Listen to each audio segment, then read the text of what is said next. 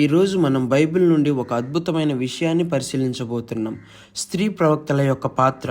దేవుడు స్త్రీలను తన దైవ సందేశాలను తెలియచేయడానికి ఎలా ఉపయోగించాడో తెలుసుకుందాం. ఇది దేవుని సమానత్వం మరియు ప్రేమను ప్రతిబింబిస్తుంది. బైబిల్లో పురుషులు, స్త్రీలు దేవుని చేత ఎన్నుకోబడినట్టు మనం చదువుతాం. దేవుని వాక్యాన్ని ప్రవచించడానికి పురుషులతో పాటు స్త్రీలను కూడా ఆయన ఎన్నుకున్నారు.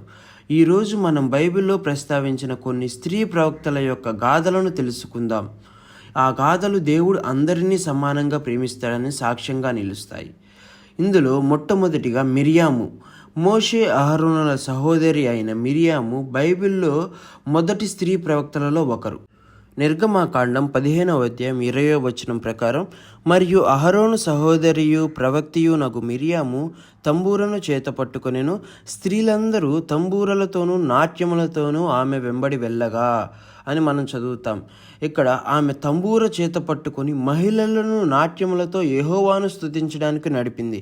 ఆమె భక్తి మరియు నాయకత్వం ప్రభావవంతమైనది. అయితే సంఖ్యాకాండం 12వ అధ్యాయం ప్రకారం ఆమె గర్వంతో మోషేకు వ్యతిరేకంగా మాట్లాడినందుకు దేవుని శిక్షను పొందింది. రెండవదిగా దెబోరా లపిదోతునకు భార్యగా, ప్రవక్తగా మాత్రమే కాక ఇశ్రాయేలీయులకు న్యాయాధిపతిగా కూడా సేవలందించింది.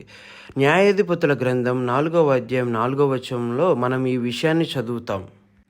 ఆ కాలమున లపిదోతునకు భార్య అయిన దెబోరా అను ప్రవక్తి ఇశ్రాయేలీయులకు న్యాయాధిపతిగా ఉండెను. దెబోరా సిసరా మీద విజయం సాధించడానికి బారాకు దేవుని ఆజ్ఞను తెలియజేసింది. దేవుని మాటలను తెగువగా తెలియజేసిన ప్రవక్తగా ఆమె స్ఫూర్తిదాయకమైనది. మూడవదిగా హుల్దా.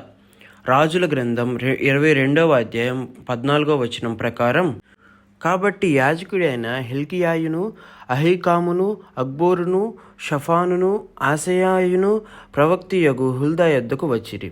ఈమె వస్త్రశాలకు అధికారియగు హర్షాషుకు పుట్టిన తిక్వాకు కుమారుడైన షల్లూమునకు భార్య అయిన యెరూషలేములో 2వ భాగమందు కాపురస్తులై ఉండెను. హుల్దా యెషయారాజు కాలంలో దేవుని గ్రంథం సందేశాన్ని వివరించింది. ఆమె ప్రవచనాలు జాతీయ మార్పులను తీసుకువచ్చాయి. నాలుగవదిగా నోవద్య.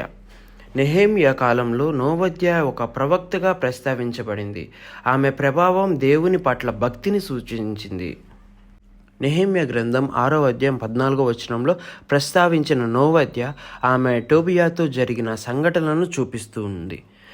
ఐదవదిగా యెషయా భార్య. యెషయా ప్రవక్త భార్యను కూడా ప్రవక్తగా బైబిల్లో ప్రస్తావించారు. యెషయా గ్రంథం 8వ అధ్యాయం 3వ వచనంలో ఈ విషయం స్పష్టంగా ఉంటుంది. నేను ప్రవక్త యొద్దకు పోతిని, ఆమె గర్భవతి అయి కుమారుని కనగా యెహోవా అతనికి మహేరు షలాల్ హోష్ బజ్ అని పేరు పెట్టుము అని స్పష్టంగా ఉంది. మరియు కొత్త నిబంధనలో స్త్రీ ప్రవక్తల గురించి చూసుకున్నట్లయితే మొట్టమొదటిగా అన్నా. లూకాసు వార్త 2వ అధ్యాయం 36 నుంచి 38 వచనాల ప్రకారం, అన్నా యేసు మసీహా యొక్క రాకను ప్రకటించిన స్త్రీ ప్రవక్త. ఆమె దైవ సన్నిధిలో ఎన్నో సంవత్సరాలు సేవ చేసింది. అపోస్తుల కార్యములు 2వ అధ్యాయం 17-18 వచనాలు చూసుకున్నట్లయితే, అంత్యదినముల యందు నేను మనుషులందరి మీద నా ఆత్మను కుమ్మరించెదను.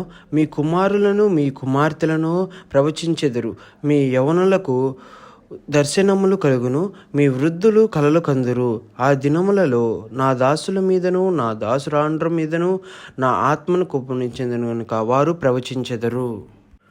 పునీత గ్రంథం ప్రకారం దేవుడు తన ఆత్మను కుమ్మరించి కుమార్తెలు కూడా ప్రవచించగలరని ప్రకటించాడు. ఇది స్త్రీలకు పునర్జీవం మరియు శక్తిని ఇస్తుంది. దేవుడు తన పని కోసం పురుషులనే కాక స్త్రీలను కూడా ఎన్నుకుంటాడు. అందరూ సమానమైన దేవుని పనిలో భాగస్వామ్యులు. దేవుడు మీకు అనేక ప్రణాళికలను సిద్ధం చేశాడు. ధైర్యం తెచ్చుకొని దేవుని మహిమ కోసం ముందుకు సాగుదాం.